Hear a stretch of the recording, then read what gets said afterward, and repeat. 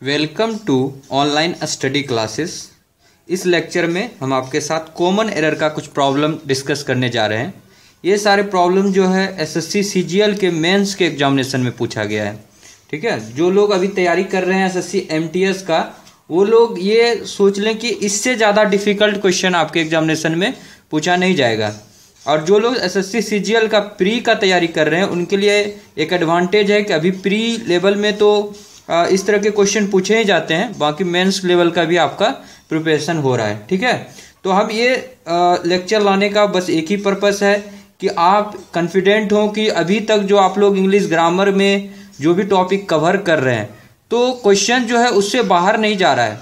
Question जो है लगभग सोचिए तो अगर एसएससी एमटीएस के पॉइंट ऑफ व्यू से देखा जाए तो अभी तक जितने भी हमने चैप्टर कवर किए हैं उसमें लगभग 70 to 80% लगभग सिलेबस आपका कवर हो चुका है। ठीक है, तो आप लोग जो है उसको रिवाइज करना चालू कीजिए।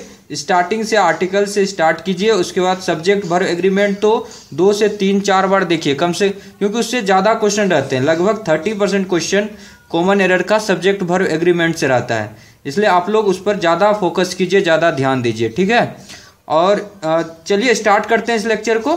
ठीक है, ये मेंस एग्जामिनेशन का पेपर है, लगभग 2010 के में शायद ये पूछा गया है। 20 क्वेश्चन था टोटल उसमें, और 10 क्वेश्चन आज के लेक्चर में डिस्कस करेंगे और नेक्स्ट जो है 10 क्वेश्चन नेक्स्ट लेक्चर में डिस्कस कर देंगे। ठीक है, चलिए स्टार्ट करते हैं। पहला क्वेश्चन है कि many a student have passed the IIT examination no error. देखिए इस सेंटेंस को मतलब मेनी ए स्टूडेंट, तो देखिए इस तरह का रूल आपको हमने बताया हुआ है सब्जेक्ट वर्ब एग्रीमेंट में कि जब मेनी ए रहे तो उसके बाद क्या किया जाता है। ठीक है, तो उस तरह के कीवर्ड को आपको पकड़ना है। जैसे कहीं पर आइदर लिखा हुआ है तो उस आइदर वाले कीवर्ड को पकड़ना है, कहीं हो सकता है ईच लिखा हुआ है तो ईच वाले वर्ड को पकड़ना है, तो उसी के आसपास जो है कहीं ना कहीं एरर दिया हुआ होगा। ठीक है, तो इस तरह से आपको जो है कीवर्ड को पकड़ना है। जैसे यहाँ देखिए मेनी है, मेनी से ही मुझे लगा कि इसी के आसपास में अगर कहीं एरर होगा तो इसी के आसपास में होगा। अगर आपको मीनिंग नहीं भी आता है फिर भी आप जो है उसको एरर को फाइंड आउट कर, एक रफ मीनिंग आपको पता होना चाहिए कि कहना क्या चाह रहा है। इसमें कहना यही चाह रहा है कई एक स्टूडेंट जो है आईटी एग्जामिनेशन पास किया। ठीक है, बहुत सारे स्टूडेंट, कई एक स्टूडेंट जो है आईटी एग्जामिनेशन पास करते हैं, हर एक साल करते हैं ना, तो उसी चीज का एक रफ मीनिंग आपको पता है। लेकिन एग्जैक्टली अगर मीनिंग नहीं भी पता है तो आपको मीनिंग नहीं पूछा जा रहा है। देखिए बच्चे क्या करने लगते हैं, सोचने लगते हैं कि मीनिंग हमें नहीं पता है इसलिए हमसे नहीं बनेगा। तो आपको मीनिंग पर फोकस नहीं करना है, आपको एरर फाइंड आउट करने के लिए कह रहा है। आप बस एरर फाइंड आउट करने पर ध्यान दीजिए, किसी भी तरह से एरर निकालना है। देखिए many a student have pass the IT examination, तो देखिए मेनी ए के बाद जो ये सब्जेक्ट यूज होता है, ये सब्जेक्ट आपका सिंगुलर सब्जेक्ट होना चाहिए। मेनी ए के बाद जो सब्जेक्ट यूज होगा वो आपका सिंगुलर सब्जेक्ट यूज किया जाता है। और अगर सब्जेक्ट यहां पर सिंगुलर होता है तो वर्ब क्या होगा, वर्ब भी आपका सिंगुलर होगा। तो यहां पर सिंगुलर वर्ब होना चाहिए। मेनी ए के बाद सिंगुलर सब्जेक्ट और सिंगुलर वर्ब का इस्तेमाल होता है। तो ये सब्जेक्ट तो स्टूडेंट जो है ये सिंगुलर है, अगर स्टूडेंट्स रहता तो ये क्या हो जाता, प्लूरल सब्जेक्ट हो जाता है। चूंकि यहाँ पर स्टूडेंट है तो ये जो है आपका सिंगुलर सब्जेक्ट है। तो यहाँ पर वर्ब देखिए, वर्ब जो है आपका हैव है। हैव क्या है, प्लूरल वर्ब है, प्लूरल ऑक्सिलरी वर्ब है। तो इसलिए जो है यहाँ पर हैव का प्रयोग करना ये गलत हो जाएगा, क्योंकि मेनी ए के बाद सिंगुलर सब्जेक्ट और सिंगुलर वर्ब का इस्तेमाल किया जाता है। तो यहाँ पर हैव नहीं होगा, यहाँ पर क्या होगा, हैज। अगर हैज का प्रयोग किया रहता तो ये सही हो जाता। तो सही सेंटेंस क्या होगा, many a student has passed the IIT examination. समझ में आया? इस रूल को आप लोग अगर लिखना चाहते हैं तो नोट डालकर आप लोग लिख सकते हैं। ऐसे सब्जेक्ट वर्ब एग्रीमेंट में रूल लिखाया हुआ है। क्या कहता है रूल कि मेनी ए या एंड रहेगा तो उसके बाद जो है आपको सिंगुलर सब्जेक्ट का इस्तेमाल करना है। सब्जेक्ट क्या होना चाहिए, सिंगुलर सब्जेक्ट होना चाहिए, और वर्ब भी क्या होगा, सिंगुलर वर्ब होगा। ठीक है, तो इस रूल को आप लोग अगर नहीं याद किए हैं, नहीं देखे हैं सब्जेक्ट वर्ब एग्रीमेंट का, तो आप लोग यहाँ पर भी इस रूल को लिख सकते हैं। मेनी ए या एन के बाद सिंगुलर सब्जेक्ट का इस्तेमाल होगा और वर्ब भी सिंगुलर। कभी कभी क्या करता है आपको, ये वर्ब तो यहाँ पर सिंगुलर दे देता है, ठीक है, लेकिन मेनी ए स्टूडेंट्स अगर लिख देता has pass the IT examination तो वो भी गलत हो जाता। यहाँ पर अगर किसी ने स्टूडेंट्स लिख देता तो वो गलत हो जाता। तो यहाँ पर क्या करना पड़ता, इस जगह स्टूडेंट्स को हटा के स्टूडेंट करना पड़ता। तो इस चीज को याद रखिएगा। तो इस तरह से दो तरह से यहाँ पर क्वेश्चन फ्रेम किया जा सकता है। ठीक है, तो आपको हमेशा कीवर्ड पर ध्यान देना है कि कहां पर एरर हो सकता है, उसी के इर्द गिर्द आपको दिमाग लगाना है। ठीक है, पूरा सेंटेंस पे फोकस ना करके उस पे दिमाग लगाइएगा तो आप जल्दी जो है एरर फाइंड आउट कर सकते हैं। चलिए सेकेंड क्वेश्चन देखते हैं।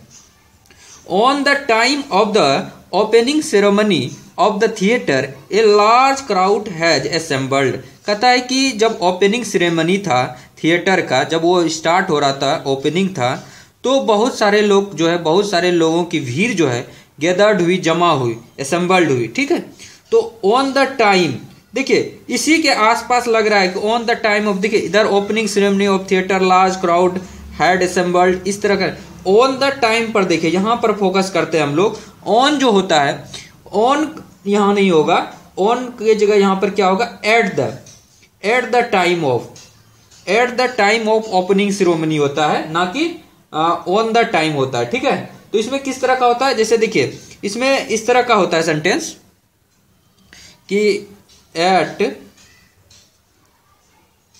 द टाइम ऑफ समथिंग होता है, एट द टाइम ऑफ, और यहां पर जो है समथिंग कुछ भी लिख सकते हैं। यहां पर समथिंग अगर कोई भी चीज है, समथिंग में जैसे ओपनिंग सेरेमनी है यहां पर, ठीक है, तो at the time of something होता है, ना कि ऑन द टाइम ऑफ होता है। तो ये जो है इस तरह का एक रूल है कि आप जो है किस तरह से यूज होता है, eight the time of something होता है। तो यहाँ पर on the time of opening ceremony जैसे कि है, तो यहाँ ऑन नहीं होगा, यहाँ पर क्या होगा, एट का प्रयोग सही होगा। तो ये जो है इस तरह से यूज होता है। तो यहाँ पर एट को हटाकर आपको ऑन दे दिया गया था, आपसे एरर पूछ रहा था, तो आप क्या कीजिएगा, इस ऑन को हटाकर यहाँ पर एट का प्रयोग कीजिएगा। ठीक है, तो at the time of opening ceremony. चलिए नेक्स्ट चलते हैं।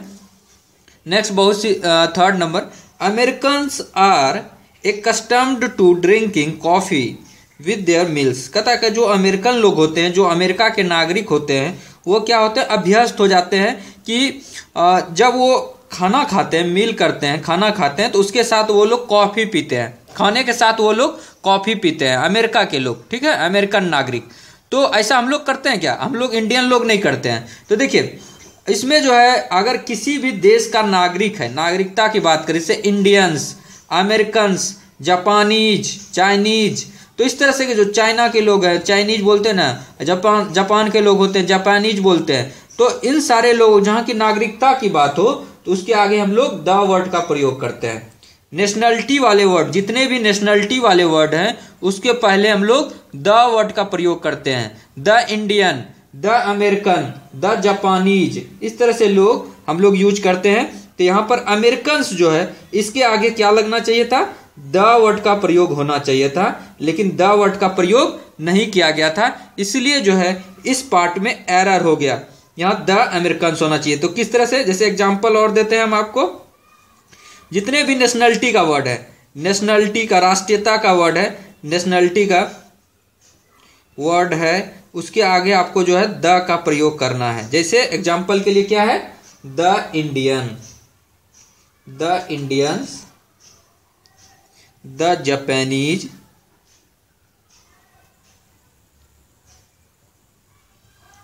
द अमेरिकन, तो यहाँ है ही। तो इस तरह से आप लोग यूज कीजिएगा, एटीसी लिख देते हैं। तो नेशनलिटी का जितना भी वर्ड है उसके आगे आप लोगों को द का प्रयोग करना है, जैसे the American, the Indians, the Japanese. तो यहाँ पर कहाँ था एरर, इस पार्ट में एरर था, इसके आगे द का प्रयोग करना चाहिए था। ठीक है, चलिए आगे बढ़ते हैं। फोर्थ नंबर क्वेश्चन है कि he asked whether either of the brothers were at home, no error. ठीक है, तो देखिए he asked whether either of, देखिए आइदर, ईच, आइदर, इस तरह का वर्ड जो है काफी मतलब इस पर जो है फोकस करना है हमें। तो देखिए he asked whether either of the brothers were at home. देखिए अगर जहाँ सब्जेक्ट यहाँ पर देखिए आइदर ऑफ, ईच ऑफ, इस तरह का रहे, अगर जहाँ सब्जेक्ट हमने आपको बताया है कि ईच रहे, आइदर रहे, नाइदर रहे, अगर इस तरह का सब्जेक्ट रहे तो आपको क्या करना है, वर्ब जो है ये सारा सब्जेक्ट जो होता है ये क्या होता है, ये सिंगुलर सब्जेक्ट होता है। ये आपका क्या होता है, सिंगुलर होता है। तो इसलिए जो है इसके साथ वर्ब जो है, वर्ब भी आपका सिंगुलर लगता है। ईच, आइदर, नाइदर, ये सब जो है सिंगुलर है, ठीक है। जब ये सिंगुलर सब्जेक्ट है तो इसके साथ वर्ब भी क्या लगेगा, सिंगुलर वर्ब लगेगा। तो यहाँ पर वर्ब जो है जो यूज किया गया है कि either of the brothers, were ना होके यहाँ पे क्या होना चाहिए था, either of the brothers was का प्रयोग होना चाहिए था। वाज जो है ये सही है, वेयर नहीं होगा, क्योंकि यहाँ पर वेयर जो है प्लूरल वर्ब है, तो यहाँ पर सिंगुलर वर्ब का इस्तेमाल होना चाहिए था। तो ठीक है, तो सही सेंटेंस क्या होगा, he asked whether either of the brothers was at home. ठीक है, चलिए 5th नंबर देखते हैं। नोट डाल के लिख लीजिएगा क्या, हालांकि बताए हुए हैं तो लेकिन फिर भी लिख लीजिए। आइदर, नाइदर, ईच, ये सारे जो हैं क्या है, सिंगुलर है, इसको सिंगुलर माना जाता है। तो ये वर्ब क्या लेता है, ये वर्ब भी सिंगुलर लेता है। ठीक है, इस चीज को याद रखिएगा, ये रूल को। चलिए नेक्स्ट चलते हैं। After the teacher had told the boys how to pronounce the word all of them in one voice repeated the word again, no error. देखिए, after the teacher had told the word, मतलब कि teacher ने क्या कर लड़के को कहा कि हाउ टू प्रोनाउंस, कैसे प्रोनाउंस करते हैं वर्ड को, all of them in one voice, मतलब सारे लोग जो है मिलकर एक ही वॉइस में कैसे वर्ड को प्रोनाउंस करते हैं। एंड रिपीटेड द वर्ड, फिर से उसको दोहराना। रिपीटेड मतलब क्या होता है, रिपीटेड मतलब होता है दोहराना, उसको फिर से दोहराने के लिए कह रहा है, उस वर्ड को फिर से उसको दोहराने के लिए कह रहा है। तो देखिए, रिपीटेड का मतलब ऑलरेडी है दोहराना, और अगेन का मतलब भी होता है दोहराना, फिर से। अगेन मतलब क्या हुआ, उसको एक बार फिर से करो, अगेन करो, मतलब रिपीटेड और अगेन दोनों वर्ड का मतलब होता है दोहराना ही। तो देखिए, एक ही सेंटेंस में या तो रिपीटेड होना चाहिए तो अगेन होना चाहिए। तो अगेन का जो है यहाँ पर एक्स्ट्रा यूज कर दिया गया है, यहाँ अगेन का यूज होना नहीं चाहिए था। अगेन तो रिपीटेड का मतलब ही हो गया दोहराना, तो फिर से अगेन का कोई मतलब ही नहीं बनता है कि लास्ट में उसमें अगेन। अगर रिपीटेड वर्ड नहीं रहता तो भले अगेन बोल सकते थे कि उस चीज को, उस वर्ड को, उस शब्द को फिर से दोहराओ। तो मतलब क्या हो गया कि एक बार फिर से दोहराना की बात करते, लेकिन ऐसा यहाँ पर कुछ भी नहीं है। यहाँ पर क्या है, रिपीटेड वर्ड ऑलरेडी यूज किया गया है, तो अगेन वर्ड जो है ये एक्स्ट्रा यूज हो गया। तो एक्स्ट्रा यूज को इसको हम लोग कैंसिल कर देते हैं, ये अगेन का वर्ड का प्रयोग नहीं होगा। तो यहाँ पर क्या लिख देते हैं, अगेन का एक्स्ट्रा यूज हो गया, एक्स्ट्रा यूज हो गया है। तो एक्स्ट्रा अगर कोई चीज का यूज हो गया है तो उसे आपको हटा देना है, तो इसको हटा देते हैं, इस अगेन को, और ये सेंटेंस जो है आपका पूरी तरह से आपका सही हो जाएगा। ठीक है, चलिए 6 नंबर देखते हैं। इट वॉज मी, क्या कह रहा है, it was me who was responsible for making all the arrangement for the successful completion of his studies. कहता है कि यह मैं हूं जिसने कि सारे रिस्पॉन्सिबल, मैं ही उसका लिए जिम्मेदार हूं कि जितने भी अरेंजमेंट है सक्सेसफुल उसके स्टडी को, अध्ययन को समाप्त करने के लिए जितने भी चीज का अरेंजमेंट था उसके लिए मैंने ही मतलब जिम्मेदारी उठाई, मैंने ही उसे जिम्मेदारी उठाकर उन सारे उसके स्टडी को पूरा करवाया, उसके अध्ययन को पूरा कराया, अरेंजमेंट करवाया। तो देखिए, इट वाज मी, ये मी नहीं होता यहाँ पे। जब भी देखिए इस तरह का अगर सेंटेंस आए तो बी के बाद जो कंप्लीमेंट की बात होती है कि मैं ही उसका कंप्लीमेंट ले रहा हूं, मतलब इसके स्टडी का, उसके successful completion of his study, मतलब क्या हुआ, उसके सफलतापूर्वक अध्ययन का सारा जिम्मेवारी कंप्लीमेंट कौन ले रहा है, मैं ले रहा हूं, मतलब मैं ही ले रहा हूं, कह रहा हूं कि मैंने ही सारे रिस्पॉन्सिबिलिटी उठाया ताकि तभी तो उसका एकदम सक्सेसफुल कंप्लीशन हो पाया, स्टडी का अध्ययन हो पाया। तो इट वाज मी नहीं होता है, यहां पर क्या हो जाएगा, यहां पर नॉमिनेटिव केस का प्रयोग होगा, इट इज आई होगा। जब कंप्लीमेंट लेने की बात हो तो यहां पर क्या होता है, नॉमिनेटिव केस की प्रयोग हो जाता है। जैसे कि देखिए बोलते हैं ना, इट इज आई, बोलचाल में भी बोलते हैं हम लोग कि इट इज आई होगा, इट इज वी होगा, ठीक है। तो कंप्लीमेंट के लिए हम लोग क्या करते हैं, हम लोग नॉमिनेटिव केस का यहाँ प्रयोग कर देते हैं। 2 तरह का केस है, नॉमिनेटिव है, ऑब्जेक्टिव है, और भी पॉसेसिव सब भी है, लेकिन हमने आपको केसेस जब डिस्कस किया था तो उसमें आपको बताया भी था ये रूल कि यहाँ पर मी का प्रयोग करके आपको कॉमन एरर दिया जाता है। यहाँ पर इट इज मी नहीं होगा, क्या होगा, इट वाज मी नहीं होगा, इट वाज आई होगा। ठीक है, इस चीज को याद रखिएगा। यहाँ पर क्या होगा, नॉमिनेटिव केस का प्रयोग होता है। जैसे एग्जाम्पल के लिए और भी दे देते हैं, जैसे कि इट इज आई होता है बोलचाल, और इट इज वी होता है, ये सब सही है। यहाँ पर it is I, it is we, इस तरह का प्रयोग होता है। तो क्या हम लोग इसको रूल के रूप में लिख सकते हैं कि बी क्रिया के बाद अगर कंप्लीमेंट के रूप में जो भी अगर प्रोनाउन इस्तेमाल होगा, ये जो है नॉमिनेटिव केस में होगा। देखिए ये बी है ना, बी का ही फॉर्म है। बी का फॉर्म क्या क्या होता है, इज, एम, आर। अभी वर्ब पढ़ा रहे हैं, आप लोगों को पता होगा। बी को क्या क्या लिख सकते हैं, इज लिख सकते हैं, एम लिख सकते हैं, आर लिख सकते हैं, वाज लिख सकते हैं, वेयर लिख सकते हैं। ये सब पढ़ाए हुए हैं प्राइमरी ऑक्सिलरी वर्ब में। तो इसके बाद जो है अगर कंप्लीमेंट वाला वर्ड हो तो यहाँ पर नॉमिनेटिव केस का प्रयोग होता है। It is, it was I होता है, जैसे इट इज आई है, इट इज वी है, इस तरह का होता है। तो यहाँ मी का प्रयोग गलत था, यहाँ पर क्या होगा, आई का प्रयोग होगा। तो आप लोग समझ गए होंगे। चलिए आगे बढ़ते हैं। नेक्स्ट क्वेश्चन है 7th नंबर। I wonder why are you tinkering with the wire, you might get a shock. Tinkering मतलब होता है छेड़छाड़ करना, कोई भी चीज़ से छेड़छाड़ करते हैं।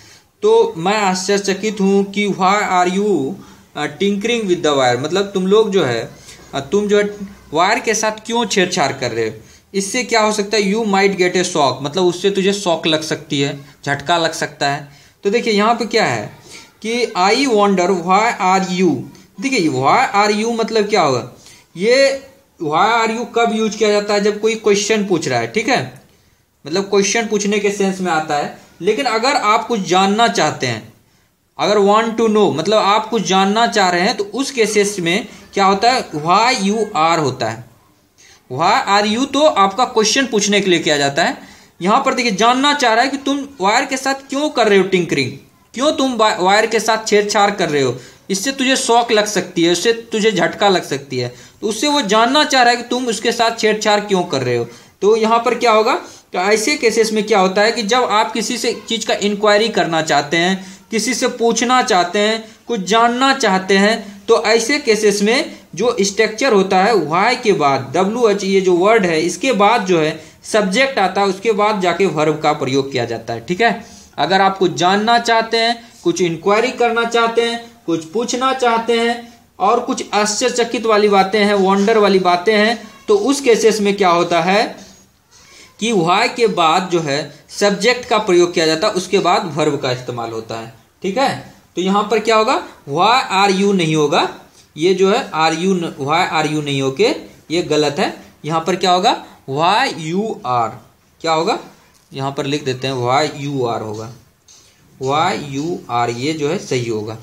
ठीक है, कब व्हाई यू आर यूज किया जाता है, जब कोई भी चीज आपको जानना चाहते हैं। तो यहां लिख देते हैं कि why plus subject plus verb कब इस्तेमाल किया जाता है, जब आप कुछ जानना चाहते हैं, इंक्वायरी करना चाहते हैं, पूछना चाहते हैं, आस्क करना चाहते हैं इंक्वायरी के केस में, या फिर कुछ जानना चाहते हैं वांट टू नो। तो उस केसेस में आप क्या करते हैं कि व्हाई के बाद सब्जेक्ट का यूज करते हैं, उसके बाद जाकर वर्ब का इस्तेमाल करते हैं। ठीक है, तो इस चीज को याद रखिएगा। जैसे कि एक एग्जांपल ले लेते हैं इस पे, और ताकि क्लियरिटी बन जाए। सी आस्क्ड, उसने पूछा, पूछा क्या, she asked why I was late, कि मैं क्यों लेट था। ठीक है, तो she asked why I was late. तो देखिए ऐसे केसेस में क्या होता है कि जब कुछ पूछना हो तो यहाँ पर देखिए पहले सब्जेक्ट का यूज कर लेते हैं, उसके बाद जाकर वर्ब का इस्तेमाल करते हैं। तो वही हम कहना चाह रहे हैं, व्हाई के बाद सब्जेक्ट प्लस वर्ब, जब कुछ पूछना हो, इंक्वायरी करना हो, जानना हो, तो उस केसेस में कीजिएगा। तो यहाँ पर जो है ये जानना चाहता है कि वायर के साथ क्यों छेड़छाड़ कर रहे हो, तो इसीलिए जो है यहाँ पर क्या होगा कि व्हाई यू आर होगा। ठीक है, इस चीज को समझ गए होंगे। चलिए आगे चलते हैं 8th नंबर क्वेश्चन पे। No sooner she had realised her blunder than she began to take corrective measures, no error. No sooner, देखिए ये वर्ड जो है अपने आप में ही यहीं से पता चल रहा है कि ये नो सूनर वाले ही वर्ड्स के आसपास में कहीं एरर होगा। ठीक है, ये सब जो है काफ़ी मतलब आप जब करने लगिएगा क्वेश्चन बहुत ज़्यादा, जैसे 50-60 क्वेश्चन करने लगिएगा, मतलब दिन भर में अगर 20-20 क्वेश्चन करते हैं एक टाइम में, तो आपको जो है ये सब चीज़ अपने आप आइडिया आने लगेगा कि कहाँ पर एरर मिलता है मुझे। तो उसी जगह पर हम क्यों ना फोकस करें ज़्यादा। जैसे नो सूनर, ये नो सूनर के ही आसपास कहीं एरर होगा, इसलिए ये सब वर्ड का यूज किया गया है। तो देखिए no sooner she had realised, नहीं ऐसा नहीं होता है। नो सूनर के बाद पहले वर्ब आता है, उसके बाद जाकर सब्जेक्ट आता है। ये चीज़ आप लोगों को पता होगा और ऐसा हम डिस्कस भी किए हुए हैं कि no sooner, hardly, scarcely, rarely, seldom, never before, इन सब में क्या होता है कि पहले ऑक्सिलरी का इस्तेमाल कर दिया जाता है। पहले ऑक्सिलरी वर्ब का इस्तेमाल होता है, फिर जाकर सब्जेक्ट का इस्तेमाल होता है। तो क्या क्या बोले, देखिए इन सारे चीज़ों को आप लोग लिख भी सकते हैं, अभी भी नोट कर सकते हैं। No sooner, hardly, scarcely, rarely, seldom और नेवर बिफोर। नेवर बिफोर, इन सारे वर्ड में क्या होता है कि सबसे इसके बाद जो है ऑक्सिलरी वर्ब का इस्तेमाल होता है। ऑक्सिलरी वर्ब का इस्तेमाल होता है, उसके बाद जाकर जो है सब्जेक्ट का इस्तेमाल करते हैं। मतलब मेरे कहने का मतलब ये है कि पहले आप लोग सब्जेक्ट से पहले वर्ब का ही इस्तेमाल कर दीजिए। मतलब इन्वर्सन टाइप का काम हो गया, नहीं हो गया, उल्टा काम हो गया। ऐसे जनरली हम लोग क्या जानते हैं, पहले सब्जेक्ट करते हैं यूज, उसके बाद वर्ब का करते हैं, लेकिन इसके साथ इन्वर्सन हो गया, उल्टा केसेस हो गया। क्या हो गया कि पहले ऑक्सिलरी वर्ब का ही इस्तेमाल होगा, उसके बाद सब्जेक्ट का। तो नो सूनर, यहाँ सी हैड लिखा हुआ है, पहले सब्जेक्ट है फिर ऑक्सिलरी वर्ब है, तो ऐसा होगा क्या, ऐसा नहीं होगा। तो क्या होगा सही, यहाँ सी हैड ना होके ये गलत हो जाएगा, यहाँ पर क्या आ जाएगा, हैड सी हो जाएगा, क्योंकि यहाँ पर उल्टा होता है, इन्वर्सन वाला केसेस है कि नो सूनर या हार्डली या scarcely, rarely, seldom, never before, इसमें क्या होता है कि पहले हम लोग क्या ऑक्सिलरी वर्ब का इस्तेमाल करते हैं, उसके बाद सब्जेक्ट का इस्तेमाल होता है। तो no sooner had she realised her blunder than she began to take corrective measures. ठीक है, तो इस तरह से यहाँ पर क्या होगा, हैड सी होगा। तो आप लोग इस तरह से याद रखिएगा, इन सारे चीज़ों को प्रैक्टिस कीजिएगा। चलिए नेक्स्ट चलते हैं।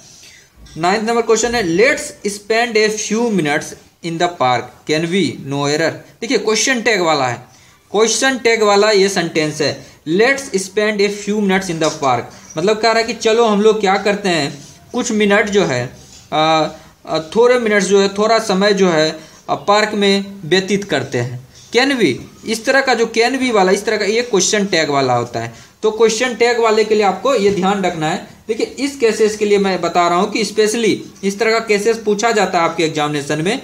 तो देखिए जब भी लेट्स रहे या फिर लेट अस रहे, इसके लिए बता रहा हूं कि अगर लेट्स रहे या लेट अस रहे, तो इस केसेस में जो क्वेश्चन टैग वाला पार्ट है उसमें या तो क्वेश्चन टैग वाले पार्ट में देखिए जो भी लिखना होगा यहां पर लिख लीजिएगा, आ जाएगा। लेकिन जो यहां पर क्वेश्चन टैग वाला पार्ट है, क्वेश्चन टैग में जो होगा यहां पर हमेशा या तो shall be का प्रयोग होगा या shan't be इसका प्रयोग होगा, या तो shall be का प्रयोग होगा या shan't be का प्रयोग होगा। इस चीज को आप लोग हमेशा याद रखिएगा, ठीक है। यहाँ पर लेट्स या लेटस, ये लेट्स जो है इसको शॉर्ट में लिखा है, यू को साइलेंट कर दिया है ये कोमा लगाकर, ठीक है, ऊपर वाला है इन्वर्टेड लगाकर। तो देखिए लेटस या लेट्स रहे तो क्वेश्चन टैग में क्या होगा, shall be या shan't be होगा, ठीक है। अगर इसको छोड़कर कोई दूसरा अगर दिया है वर्ड तो सोच लीजिए कि वो गलत है। जैसे कि यहाँ पर देखिए कैन का प्रयोग किया है, तो आप बताइए, आप भी लोग बताइए ये कैन का प्रयोग सही है क्या? तो कैन का प्रयोग एकदम बिल्कुल गलत है। जिसको रूल पता है बताइए, इस चीज को फाइंड आउट करने में मुश्किल से 10 सेकंड भी नहीं लगेगा। तो ये क्या होगा, यहाँ पर shall be हो जाएगा। shall be लिख दीजिए या shan't be लिख दीजिए, ठीक है। तो इस पार्ट में एरर है। तो let's spend a few minutes in the park shall be, तो ये shall यहाँ पर सही होगा, कैन का प्रयोग गलत है। आप लोग समझ गए। चलिए, you had better gone now और you will be late, no error. You had better gone now, देखिए you had better gone now और यू विल बी लेट, ये देखिए पढ़ने में ही लग रहा है कुछ गलत है, यहाँ पर गॉन नहीं होना चाहिए। You had better gone now, you had better go now, इस तरह का सेंटेंस होता है ना जनरली बोलचाल में, जो कि क्या बोलते हैं, you had better go now, मतलब इससे अच्छा है कि आप तुम चले जाओ, और यू विल बी लेट, ये नहीं तो आप जो है लेट हो जाओगे, आप थोड़ा लेट हो जाओगे, ठीक है। तो you had better go now नहीं होगा, यहाँ पर क्या होगा, गो ना होगा, यहाँ पर V1 का प्रयोग होता है। तो कौन कौन सा ऐसा वर्ड है जिसके बाद जो है V1 का यहाँ पर प्रयोग किया जाएगा, तो देखिए इसके लिए भी लिस्ट है, जैसे वुड बेटर है, हैड बेटर है, वुड सूनर है, देखिए यहाँ हैड बेटर है ना, तो इसके बाद V1 का प्रयोग होता है।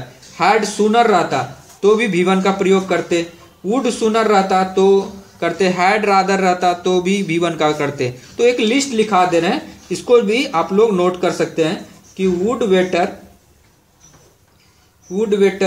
यहाँ पर है, हैड वेटर यहाँ पे हैड वेटर है, had waiter, would waiter, had waiter, would sooner, had sooner, would rather, had rather, ठीक है। तो इसके बाद जो है वर्ब का पहला रूप का प्रयोग किया जाता है, V1 का प्रयोग किया जाता है, यही हम कहना चाह रहे हैं। इस चीज को आप लोग नोट डालकर भी आप लोग लिख सकते हैं, नोट करते जाइए कुछ ना कुछ चीज को। You had better, had better है तो इसके साथ V1 का प्रयोग होगा, यहाँ पे गोन का प्रयोग गलत है, यहाँ पर क्या होगा, गो का प्रयोग सही होगा। तो वुड बेटर रहता या हैड बेटर रहता, would sooner, had sooner, would rather, had rather के बाद वर्ब का पहला रूप का प्रयोग किया जाता है। एक एग्जाम्पल हम सोच रहे हैं कि दे देते हैं ताकि आपको ये अच्छे से रूल याद हो जाए। जैसे कि अगर रहता सी वुड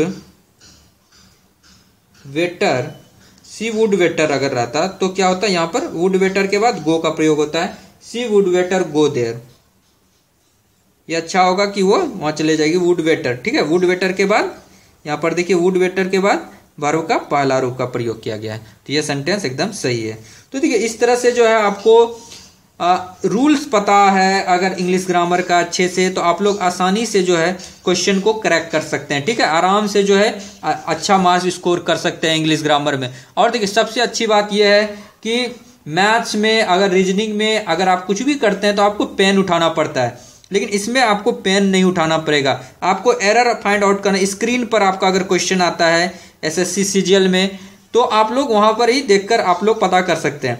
MTS के एग्जामिनेशन में स्क्रीन पर नहीं का, देखिए जो लोग स्टेनोग्राफर का कर रहे हैं तैयारी, तो उन लोगों से यही है कि आप लोग इंग्लिश को स्ट्रॉन्ग कीजिए, स्टेनोग्राफर में इंग्लिश बहुत ज़्यादा आएगा, CGL में भी आप स्कोरिंग कर सकते हैं। तो आप लोग जब स्टार्टिंग से देखिए मेरे चैनल पर जाइए, वहाँ पर जो है आपको बहुत सारे इंग्लिश ग्रामर्स के लेक्चर्स अवेलेबल हैं, उन सारे लेक्चर्स को देखिए, हम श्योर हैं कि आप लोग जो है अच्छा से अच्छा स्कोर करेंगे। इन सारे रूल्स में से मुझे लगता है कि कम से कम आप लोगों को भी पता होगा, जो लोग रेगुलरली वॉच कर रहे हैं वो लोग को पता होगा कि 80% रूल जो है ऑलरेडी डिस्कस हो चुका है चैनल्स पर, उसी तरह का क्वेश्चन है, ठीक है। तो आप लोग जो है उस रूल को आप लोग रिवाइज कीजिएगा तो अपने आप आपको भी कॉन्फिडेंट आते जाएगा, ठीक है। आप लोग में से कितने लोग जो है वेबसाइट जो है ऑनलाइन स्टडी का वेबसाइट विजिट कर रहे हैं, तो आप लोग जो है बताइएगा मुझे कमेंट बॉक्स में कि कितने लोग जो है विजिट कर रहे हैं इस वेबसाइट को,